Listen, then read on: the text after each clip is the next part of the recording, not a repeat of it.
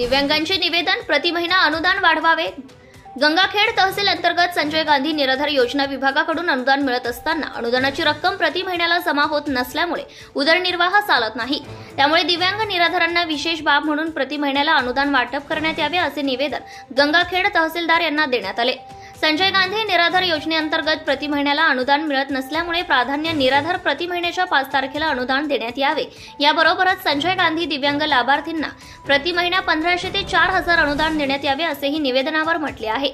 दिव्यांग बांधवांनी दिलेल्या निवेदनावर हरिश्चंद्र पोले, विलास भालेराव, मोहन केंद्रे, जगन्नाथ टुले, रामभाऊ निळे, सुनीता मुंडे, श्रुती कातकडे, रेखा जाधव, विठ्ठल मुसळे, रमेश केंद्रे, पांडुरंग कातकडे, राजेभाऊ चव्हाण, संजय राठोड, तुकाराम नागरगोजे, अशोक रुपनर, गोविंद भोसले, नागनाथ मुसळे, अशोक टोंपे, देविदास कांबळे, मंगल भिसे, मोहन फड, दिगंबर भोसले इत्यादींच्या स्वाक्षरी आहेत। धुमाकूळ महाराष्ट्र न्यूज नेटवर्कसाठी गंगाखेडवरून प्रतिनिधी अनिल साळवे, गंगाखेड। आपल्या परिसरातील ताज्या आणि महत्त्वाच्या बातम्या पाहण्यासाठी आजच आपल्या धुमाकूळ महाराष्ट्र न्यूजला YouTube वर सबस्क्राइब करा आणि बेल आयकॉन प्रेस करा।